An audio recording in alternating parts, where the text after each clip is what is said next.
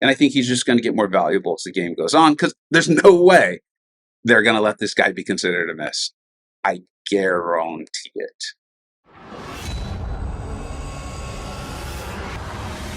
Hey, welcome back to the channel. All right, we're going to talk about Patriot today, the buff. I've taken some time out of my vacation to make this one because I do think it's important. I don't want the community or my viewers at least to get way too high on this guy because the damage is immense. I want to be clear. I think Kabam had kind of like a not, I don't know. I don't want to be insulting to anyone here, but I think this guy just didn't really have a place. I think it's very clear from the buff that the intended play style isn't really the most effective or efficient anymore, and the damage because of the buff and what they've done, you can just throw your special ones over and over and over. I love my big damage champions. I love my OP champions, that whole thing. And you can see, and we're going to look at these first two fights and show you. Look at that. I mean, that was a 20k crit just out of nowhere. This is a rank 3 SIG 20 on my live account. And yes, I'm actually happy I have him. I think he's going to become insanely useful. I really believe that. I think there's no way in heck Kabam lets this champion just get completely wasted. I think they're going to want him to be awesome. And I think we saw that with High Evolutionary, and we've seen that with Photon as well. And the request, basically, let's call it, from nodes and things like that to do well with debuffs on you and to have your combo go up, and literally that's what he does. The whole resolve or revolve mechanic I'm going to show you, I think it ends up just being a big waste. Maybe it was a bit of a test for Yelena, who knows. You're going to see this fight here against Captain Marvel, and if you're like, okay, how do you play him? So basically your lights are going to help you out, and you're getting your increased combo meter, right? You can see that on the left-hand side. You want to throw his SP1 when you're higher, closer to like a multiple of 10, because you can cross over 2 multiples of 10 with your SP1, as we are about to do. You're going to see we're going to get these 2 large physical vulnerabilities, okay? And that's part of why his damage is just escalating. Like I said, this is my live account. I'm not elated that I have him at rank 3 right now. There's some other champions I really wish I had instead, but also I'm not upset. I'm no longer disappointed by that fact. And then you can use the resolve, and it is an important thing. I mean, look at that. That was 46k crit. So I want to be clear. I do think this is a good champion. I just think that in a game that's asking more and more for these hard RPGs, this is an example of where it just goes way too far, and I think it falls a little bit flat. I also think Kabam is going to make him extremely relevant, and I'm going to show you some fights that kind of illustrate exactly what I'm talking about. Lo and behold, in the new like Valiant EQ or whatever the heck it's called, I already found a node where I was like, oh, that is literally asking for Patriot. Okay, so as you know, we test damage around here, a couple different things. This is 9.1 Tigra, and she is going to go unblockable. I'm going to do my best to trigger that node as much as I possibly can. Now, Patriot can block unblockables when he's got these debuffs on him. I think they're called resolve passes, debuffs in the upper left-hand corner. He puts them on himself, but those are considered debuffs. When he's got 5 of them against a non-science champion, he can block the unblockables. It ends up being this weird kind of like, do you trade the utility for the damage thing that I typically do not like in a champion at all, where if you do your, what the heck's it called? Reversal, there it is. Sorry, I've been calling it resolve. But you do that and you see, I lost my debuffs. You cash them in to get the reversal mechanic, which really just gets you the fury. And you can tell it was designed to be part of the SP2. It's what you were supposed to kind of do. But the more efficient way to play him, more often than not, is just throw your SP1 over and over, get those physical vulnerabilities, and you're seeing the massive damage. Use your reversal mechanic to get the fury, keep throwing those SP1s, and then you can use the SP2 as like a closeout or something like that. BMcG did a phenomenal job of showing that in his video where you can use the SP2 to close out a fight.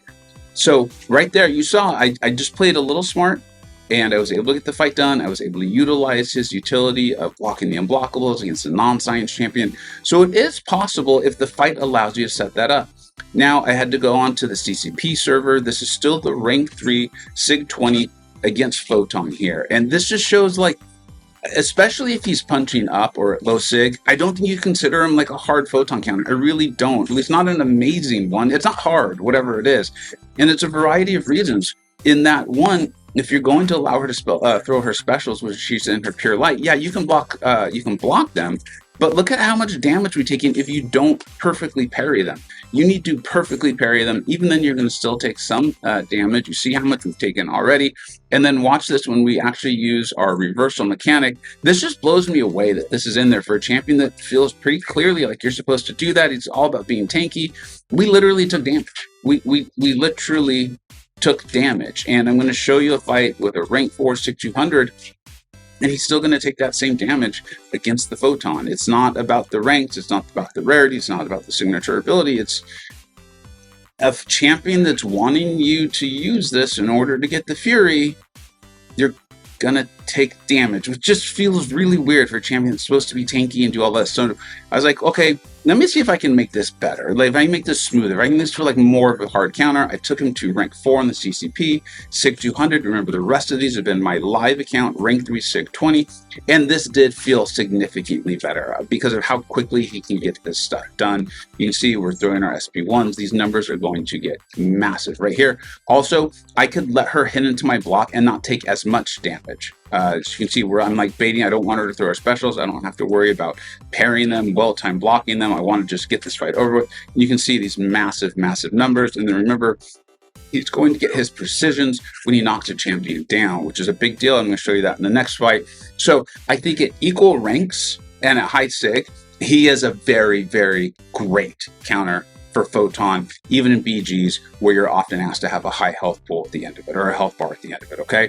I would not consider him a hard Photon counter if you're punching up, like if you're a lower rank or you have low SIG. Now, this just literally happened to be in the, whatever, I logged in and this was here. This is a Quicksilver who's going to be placing debuffs anyways. You can see we've got the node where eventually he is going to go unblockable through hits into my block. And also, when we don't crit, they're going to just place a ton of look at all these debuffs we have on this. So that is allowing Patriot here to get to his, be able to block unblockable faster because of all these debuffs, and we're getting our ramp, we're getting our resolve, the whole thing, we're going crazy, right? Additionally, he's got that precision, and the higher your SIG goes, the more likely or more powerful your precision is going to get, so you're going to crit more. And this is what I mean by this. Is that, and we're just going to kind of talk about Patriot now as you're going to watch. This fight's going to go exceptionally well, and it's because, like, he's literally built for this. I'll be honest, I don't particularly enjoy this. This is where I feel like it's so transparently, you know, we create the problem, and then here's the solution. And because I don't think on his face he's very good. Without these sorts of things coming up, I probably wouldn't rank him, and I would really, really, I wish I had it. I would regret it. But as I'm saying, I actually am glad I have him because I do enjoy the game, and I think it's very clear via the high evolutionary and the nodes literally like that. They're going to be asking us for champions who can handle a lot of debuffs, who are going to crit a lot. Well, that's what Patriot does. And because of what the rebalance team did, and I know there's the argument of like, dude, it took them a year to do that. And I will be honest, it does feel a little bit weird, right? But hey, you know, we're not in the room, we're not making these decisions, we don't know what's going on. What the balance team did is, in my opinion, I don't know this for a fact, but in my opinion, they're like this whole like loop where you go to the SP2 and you reverse and then you throw it and it's unblockable and then you go in, they're like, that crap ain't working.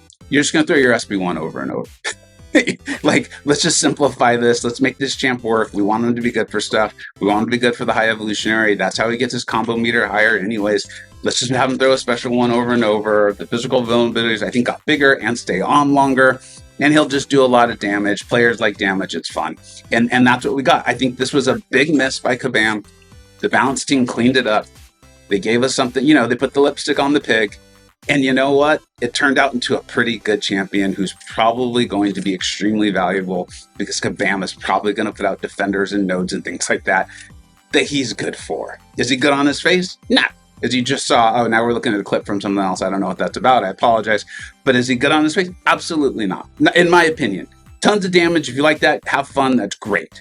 But as you saw in the Nick Fury, it's not. Damaging debuffs don't count for his being able to block unblockables.